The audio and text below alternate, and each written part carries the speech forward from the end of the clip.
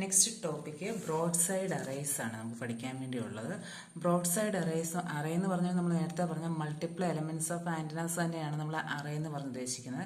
അതിനകത്ത് broad side array എന്ന് പറഞ്ഞാൽ അതിൻ്റെ അറേഞ്ച്മെന്റ്സും അതിൻ്റെ ആംപ്ലിറ്റ്യൂഡ് അതിന് ഓരോന്നിനും ഓരോ എന്താ പറയുക സ്പെഷ്യാലിറ്റീസ് ഉണ്ട്. അതെന്താണെന്ന് നോക്കാം. നേരത്തെ പോലെ തന്നെ ഐഡന്റിക്കൽ ആന്റിന എലമെന്റ്സ് ആണ്. അതെങ്ങനെയാണ് പ്ലേസ് ചെയ്തേക്കുന്നത്, ഒരു ലൈനിൽ ഇങ്ങനെ പ്ലേസ് ചെയ്തേക്കുക, അതിനെയാണ് നമ്മൾ അറേ ആക്സിസ് എന്ന് പറഞ്ഞേക്കുന്നത്. അപ്പോൾ അതെങ്ങനെയാണ് പ്ലേസ് ചെയ്തേക്കുന്നതെന്ന് ചോദിച്ചു കഴിഞ്ഞാൽ പെർപെൻഡിക്കുലർ ടു ദ അറേ ആക്സിസിലായിരിക്കും പ്ലേസ് ചെയ്തേക്കുക. അങ്ങനെയുള്ള അറേസിനെയാണ് നമ്മൾ ബ്രോഡ് സൈഡ് അറേസ് എന്ന് പറയുന്നത്. അതുപോലെ തന്നെ ഇത് ഓരോ ആന്റിന എലമെന്റ്സ് എങ്ങനെയാണ് പാരലായിട്ടായിരിക്കും അത് പ്ലേസ് ചെയ്തേക്കുന്നത്. അതായത് അറേ ആക്സിസിന് പെർപെൻഡിക്കുലർ ആയിട്ട് ഓരോ ആന്റിന എലമെന്റ്സും പാരലായിട്ടാണ് നമ്മൾ പ്ലേസ് ചെയ്തേക്കുന്നത്. അതിൽ ഇതിന്റെ ഒരു പ്രത്യേകത എന്ന് വെച്ച് കഴിഞ്ഞാൽ രണ്ട് എലമെന്റ്സ് തമ്മിലുള്ള ഡിസ്റ്റൻസ് ഇവിടെ ഡി എന്ന് നമ്മൾ റെപ്രസെന്റ് ഈക്വലി പ്ലേസ്ഡ് ആയ ഈക്വലി സ്പേസിംഗ് ആയിരിക്കും നമ്മളിവിടെ എടുത്തേക്ക്. ഈക്വലി ആയിട്ടാണ് നമുക്ക് ഈക്വലി സ്പേസ് ആയിരിക്കും നമുക്ക് അത് രണ്ടിന്റെ ഇടയ്ക്കുണ്ട് ഈക്വലി സ്പേസിംഗ് ആയിരിക്കും നമ്മളിവിടെ എടുത്തേക്ക്.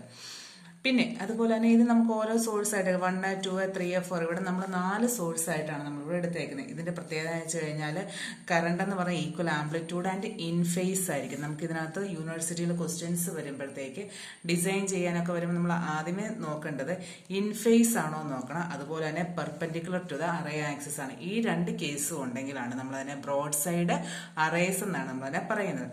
ഇതിനകത്ത് നമ്മൾ പഠിക്കേണ്ടത് എവിടെയാണ് ഇതിന്റെ മാക്സിമം റേഡിയേഷന്റെ ഡയറക്ഷൻ എന്നുള്ളതാണ് നമ്മൾ നോക്കേണ്ടത്.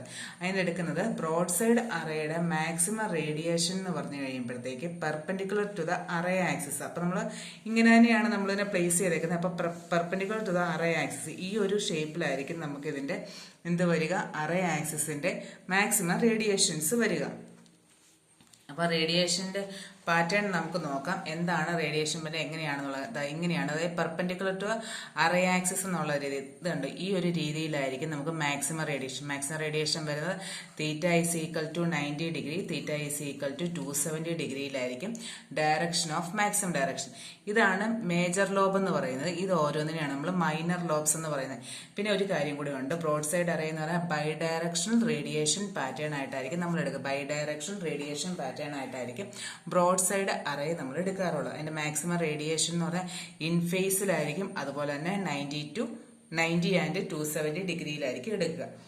ഇതിന്റെ പ്രത്യേകത വെച്ചാൽ നമ്മൾ നേരത്തെ പഠിച്ചിട്ടുണ്ടായിരുന്നു. നേരത്തെ നമ്മളൊരു ഐസോട്രോപിക് ചെയ്തപ്പോഴത്തേക്ക് നമ്മളൊരു ഫിഗർ നമ്മൾ വരച്ചതാണ്. വൈ ആക്സിസ് നമ്മളിവിടെ കൊടുത്തു. എക്സ് ആക്സിസിൽ നമ്മൾ ഓരോ പോയിന്റ് സോഴ്സസ് നമ്മൾ മാർക്ക് ചെയ്തു. പിന്നെ പി എന്ന് പറയുന്ന ഒരു ഡിസ്റ്റന്റ് പോയിന്റ്, പി എന്ന് പറയുന്ന ഒരു ഫാർ ഫീൽഡ് പോയിന്റിലേക്ക് നമ്മൾ റേഡിയേഷൻസ് നമ്മളിങ്ങനെ മാർക്ക് ചെയ്തത് ഓൾറെഡി തന്നെ നമ്മൾ ഇതിന്റെ ആദ്യത്തെ പോർഷനിൽ നമ്മൾ പഠിച്ചു കഴിഞ്ഞാണ് എലമെന്റ്സ് എന്നുള്ള രീതിയിൽ. അപ്പോൾ ഇവിടെ നമുക്ക് ടോട്ടൽ ഇലക്ട്രിക് ഫീൽഡ് ET എന്ന് പറഞ്ഞെടുക്കും. ഇത് ഓരോന്നിന്റെ ഇലക്ട്രിക് ഫീൽഡ് നമ്മൾ E0 എന്ന് പറഞ്ഞ് റെപ്രസെന്റ് ചെയ്തു. ഈ ഓരോ ആംഗിൾ അതിനെ നമ്മൾ ആൽഫ എന്ന് പറഞ്ഞായിരുന്നു എടുത്തുകൊണ്ടിരുന്നത്. ഇതിന്റെ ടോട്ടൽ ഫേസ് ഷിഫ്റ്റ് ആണ് നമ്മൾ സൈ എന്ന് പറഞ്ഞെടുത്തത്. ഇത്രയും കണ്ടീഷൻ നമ്മളിവിടെ പറഞ്ഞിട്ടുള്ളതാണ്. ഓൾറെഡി തന്നെ നമ്മൾ അതിന്റെ ടോട്ടൽ ഇലക്ട്രിക് ഫീൽഡ് ET എന്ന് പറയുന്ന കേസ് അറേ ഫാക്ടറിനകത്ത് നമ്മൾ ഐസോട്രോപിക്കിന്റെ ഡെറിവേഷനകത്ത് പറഞ്ഞിട്ടുണ്ട്. അപ്പൊ നമ്മൾ ഇതിനകത്ത് എടുക്കുമ്പോഴത്തേക്ക് ഈ ഒരു കേസിലാകുമ്പോൾ ഇൻ ഫേസ് മീനിങ് ഇതെല്ലാം സെയിം ഫേസ്. അപ്പൊ ഇൻ ഫേസ് എന്ന് പറയുന്ന ഫേസ് ഷിഫ്റ്റ് അല്ലെ ഫേസ് ഡിഫറൻസ് എന്ന് പറയുന്നത് എന്തായിരിക്കും, 0 ആയിരിക്കും.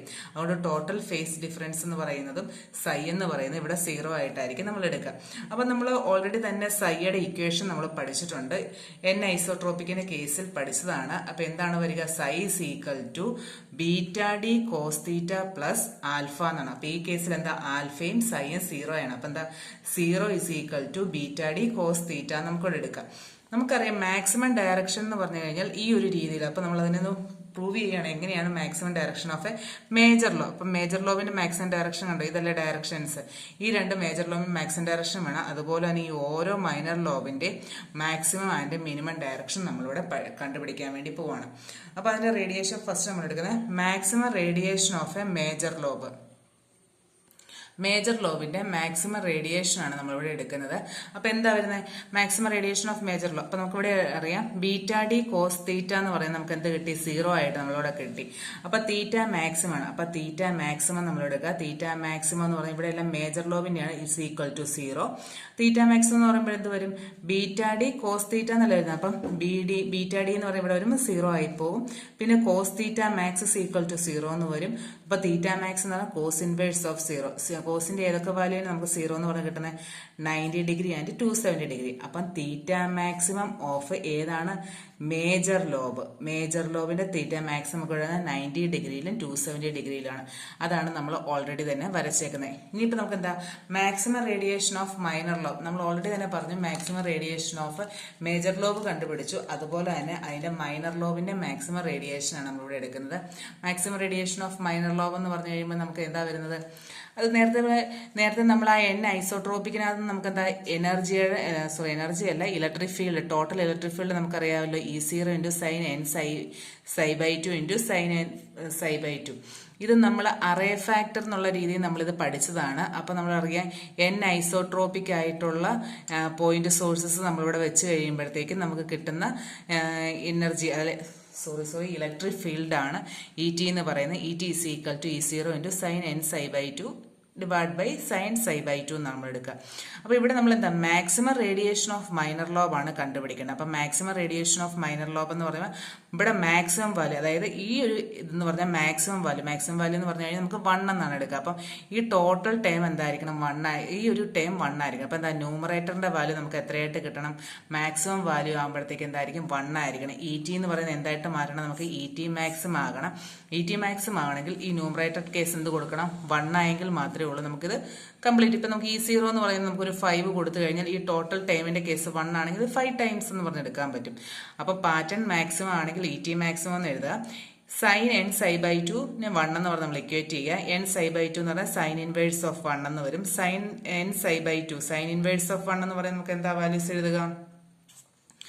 വാല്യൂസ് വരുന്നത് +or-2n+1 × π/2 വരെ. n എന്ന് പറഞ്ഞാൽ 1, 2, 3 ഏത് വാല്യൂസ് വേണമല്ലോ. അപ്പം ഇവിടെ 1 കൊടുത്തു കഴിഞ്ഞാൽ ഫസ്റ്റ് ടൈം 1 കൊടുത്തു കഴിഞ്ഞാൽ എന്താണ്? 2 × 1 2, 2 + 1 3 π/2 എന്ന് വരും. അതൊരു കേസ് നമുക്ക് വേണമെങ്കിൽ 3 π/2 നമുക്ക് ഇവിടെ എഴുതാൻ വേണ്ടി പറ്റും. n = 1ന്റെ case.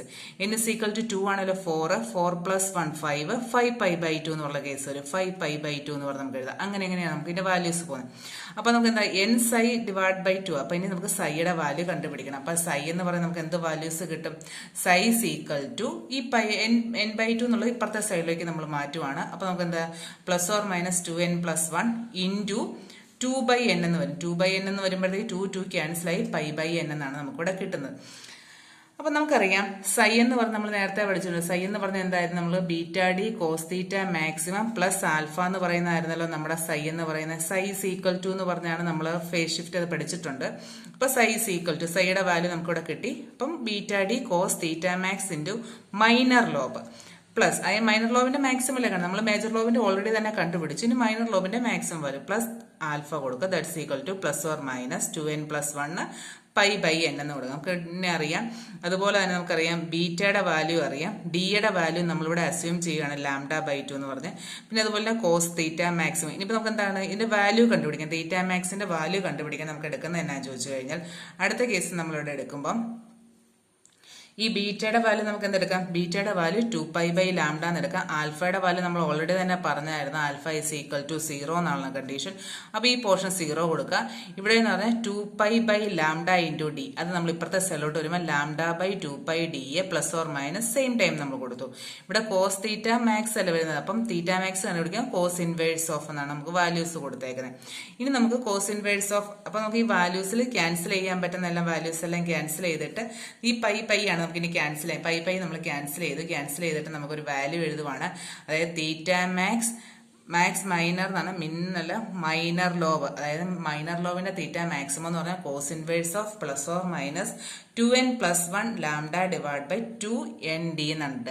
ഇതിപ്പോ നമ്മളറിയാം നമ്മളിപ്പോ എടുത്തേക്കുന്നത് 4 ഐസോട്രോപിക് പോയിന്റ് സോഴ്സസ് ആണ് എടുത്തേക്കുന്നത്. അപ്പൊ നമുക്ക് ഇതിന് നമുക്ക് പ്രോബ്ലം ചെയ്ത് നോക്കാം. ഇതാ ഇങ്ങനെയൊന്ന് ചെയ്ത് നോക്കാം. എന്നിന്റെ വാല്യൂ നമ്മൾ 4 കൊടുത്തു, ക്യാപിറ്റൽ N നമ്മൾ 1 കൊടുത്തു, d എന്ന് പറയുന്ന ഡിസ്റ്റൻസ് λ/2 ആണ് നമ്മളിവിടെ കൺസിഡർ ചെയ്തേക്കുന്നത്. അപ്പൊ ഇത്രയും കാര്യം നമ്മളുടെ ഇക്വേഷൻ n എന്ന് പറഞ്ഞ 1 ഇവിടെ 1 കൊടുത്തു, ലാംഡയുടെ വാല്യൂ ഉണ്ട്, d എന്ന് പറഞ്ഞു കഴിഞ്ഞാൽ നമുക്ക് എന്താ λ/2 എന്നുള്ള വാല്യൂ കൊടുത്തു, n എന്ന് പറഞ്ഞാൽ 4 കൊടുത്തു. അപ്പൊ നമുക്ക് 2 ക്യാൻസൽ ആയി, ഇവിടെ 2 വന്നു, 2 ക്യാൻസൽ, ഇവിടെ വരുമ്പോഴത്തേക്ക് 2 + 1 എന്ന് പറയുന്ന 3 വരും. ഡിനോമിനേറ്റർ ലാംഡയും ക്യാൻസൽ ആയി. അപ്പൊ നമുക്ക് കിട്ടുന്ന വാല്യൂ എന്ന് പറഞ്ഞാൽ +or-3/4 ആണ് കിട്ടുന്നത്.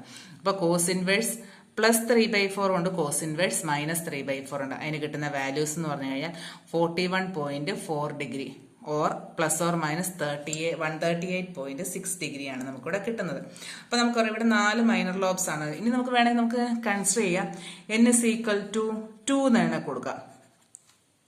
n is equal to 2 കൊടുത്തു കഴിഞ്ഞാൽ ഈ കേസിൽ എന്ത് വരും? നമുക്ക് n is equal to 2 കൊടുത്തു കഴിയുമ്പോഴത്തേക്ക് 2 into 2 4 5/4 എന്ന് പറയും. അപ്പം നമുക്കിവിടെ വരുമ്പോഴത്തേക്ക് കോസ് ഇൻവേഴ്സ് എന്ത് വരും? പ്ലസ് ഓർ മൈനസ് 5/4 എന്ന് പറയും. 5/4 എന്ന് പറയുമ്പോൾ കോസിന്റെ വാല്യൂ എന്ന് പറയുന്നത് ഗ്രേറ്റർ ദാൻ 1 ആയി വരും. കോസിന്റെ വാല്യൂ അത് ഡസ് നോട്ട് എക്സിസ്റ്റ് ആണ്. അപ്പം ഡസ് നോട്ട് എക്സിസ്റ്റ് ആണ് നമുക്ക് അതിന്റെ വരുന്നത്. അതുകൊണ്ട് നമുക്ക് ആ വാല്യൂ എടുക്കണ്ട. അപ്പൊ നമുക്ക് n is equal to 1 മാത്രമേ നമ്മളിവിടെ എടുക്കത്തുള്ളൂ. അതാണ് ഈ ഒരു ടേം മാത്രം എടുത്തേക്കുന്നത്. ഈ ഒരു ടേം നമ്മൾ എടുക്കത്തില്ല. ഇത് വേണ്ട നമുക്ക്. ഇത് മാത്രമാണ്. അപ്പൊ നമുക്ക് ഇവിടെ കിട്ടിയേക്കുന്ന ഏതൊക്കെ വാല്യൂസാണ് കിട്ടിയേക്കുന്നത്? തീറ്റ മാക്സിന്റെ മൈനർ ലോബിന്റെ തീറ്റ മാക്സ് എന്ന് പറഞ്ഞാൽ plus or minus 41.4 degree or 138 plus or minus 138.6 degree. നമ്മൾ മേജർ ലോബിന്റെയും മൈനർ ലോബിന്റെയും മാക്സിമം റേഡിയേഷന്റെ ഡയറക്ഷൻ നമ്മൾ കണ്ടുപിടിച്ചു. ഇനി മൈനർ ലോബിന്റെ മിനിമം റേഡിയേഷൻ ഡയറക്ഷൻ ആണ് നമ്മളിവിടെ കണ്ടുപിടിക്കാൻ വേണ്ടി പോകുന്നത്.